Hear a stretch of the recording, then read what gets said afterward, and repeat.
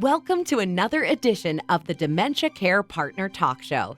Now, here's dementia care expert Teepa Snow and your host, Greg Phelps.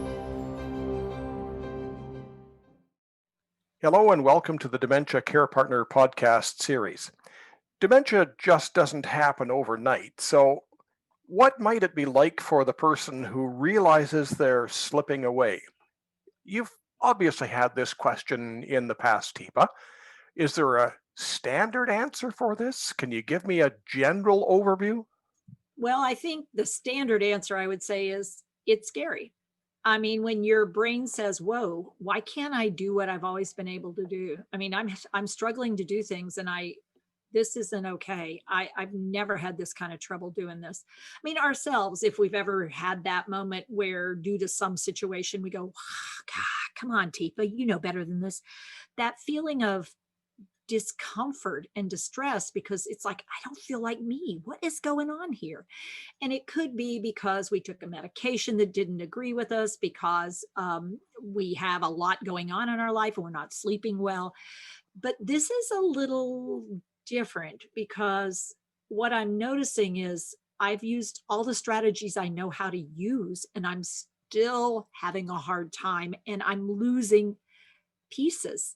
And I know it. I mean, and that I think the first emotion most people feel is fear, uh, an anxious sort of what's going on. Unfortunately, anxiety makes your brain not work as well. And so now it gets a little tricky because if I'm anxious about my loss of myself, then I actually am losing more of myself than I need to at that moment in time. So other emotions stop popping up. I could be angry. I could be frustrated. I could be really sad and may move even into depression. I could I could start losing motivation. I might want to hide. I might keep seeking. But I want to fix. I'm going to get this better. So I may go seeking things. So probably as many individuals that get dementia and have awareness, that's how many reactions, specific reactions, but there are categories of reactions, I'd say. So, what I'm hearing from you, Teepa, is there's no simple answer. It's not the same for everyone. Absolutely not. So I think some of it is just who we are. I mean, if I'm somebody who wants to fix things and I want to figure things out, then I'm going to start investigating probably when I can't get myself to do what I normally, and I know I'm slipping.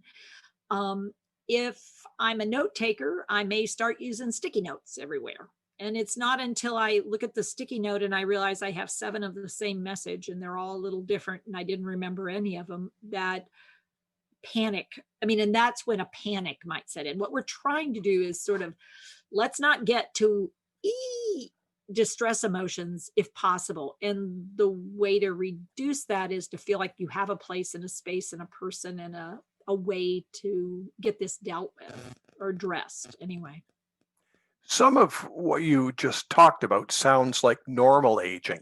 So, how do I know the difference myself as maybe somebody who's beginning the disease or a care partner? How do I know the difference between normal and not normal aging?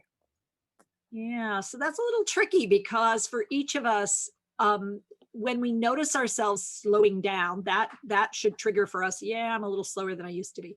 But let's say I start to have problems with balance. Now, having problems with balance doesn't immediately make me think, oh gosh, my cognition is going.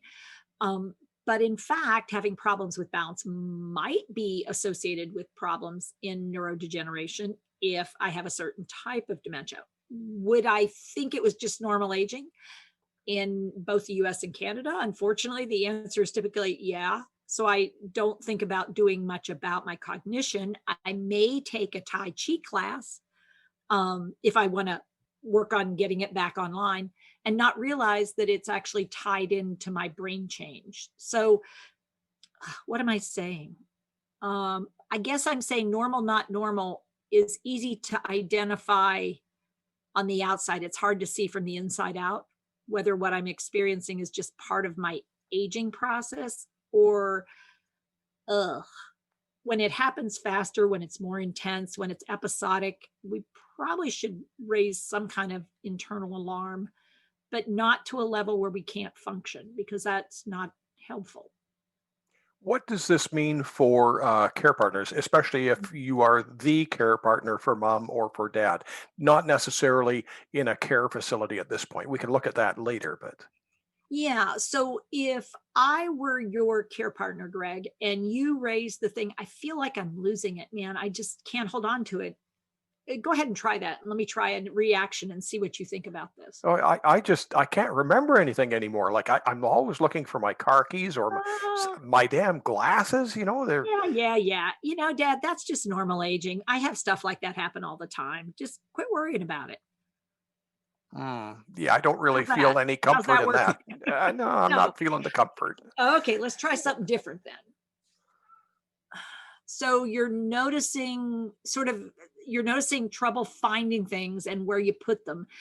Are you having trouble seeing them when you look, or is it just that you can't remember where they were? I just can't remember where I put them down. I used to put them always in that thing by the hallway, and now I'm finding them everywhere, but it takes me a long time.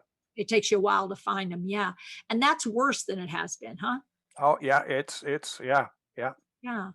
So, and I noticed you use a word. You said the thing in the hallway rather than the Well, you know statement. that thing that we've Yeah. had it there for years. You know that So, thing.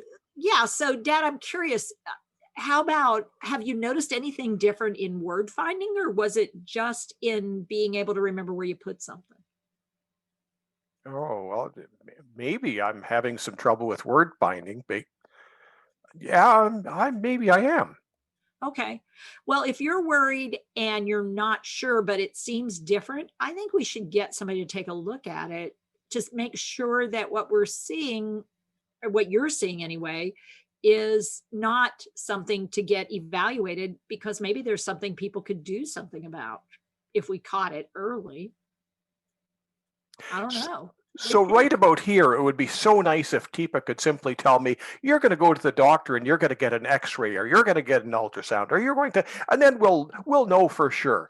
But I'm Mm, not hearing that from you in any of the talks, any of the podcasts that you've ever yeah. discussed. Yeah, I wish it were that clean and quick and neat. It is not easy because throughout our culture, aging is such a funny thing, and we have these little screening things that unfortunately are not that robust or skillful at picking up on things. And there's no quick and easy test that the doctor can do. I mean, despite people saying, well, if you can't smell peanut butter, I mean, it's like, well, could you smell peanut butter before? I mean, if you haven't been very good at smelling peanut butter, I certainly don't want to assume that you have dementia just because you can't smell peanut butter. Um, so it is not straightforward, Greg. I wish it were because it sure would be easier. People are working on it, but we still don't have that as a here's your answer right here. Do this sniff test or do this blood test or do this quiz or do that, and we'll know. Um, and we got a lot of health providers out there who are not that excited about telling someone or explaining to someone the details. And so it goes unremarked. And it's not uncommon for medical providers to go, oh, I think you're just getting older. Don't worry about it. It's like, wait a minute. I am. So does the length of time vary from person to person or from diagnosis to diagnosis? Because I've heard of people who have had memory issues for years and years and years and years. And then other people who seem to have a diagnosis, and then lo and behold, next time you talk to their family, they're gone. And you, Yeah. Yeah, so you're absolutely right. So progression and duration of progression really varies both by dimension, by person. So even one dementia like vascular dementia, which is probably the most variable, it could go from as short as a few months because you then have a massive stroke and you're gone because the problem was blood supply to the brain and it wasn't very stable, to wow, this could last over 30 years. And we're just seeing episodes of change, but you're still pretty decent in a lot of areas. Some areas not working so well, but you're still able to pretty much do a lot of things. So I wish there was that too, because there isn't, which makes planning a little bit dicey for how long you may be present and possible to do things on your own and need some different types of support. Teepa, if people would like more information on this, it's such a broad subject. Do you have specific information on this or general info? Where can I go? Because people are feeling helpless and powerless with this. Yeah. So getting a diagnosis and sort of checking out when I think I noticed something, what should I do? We've really worked a lot on our people living with dementia page. So we have a page now. If you come on and you're looking for somebody who thinks, or I'm not sure, I might be, we actually have a click where you can click on it and says, I think I might be developing dementia. And you can sort of review a few short videos and say, maybe I should connect and let's talk. Because we think at that point, it's not about a preset anything. It's about having a conversation about what you're concerned about.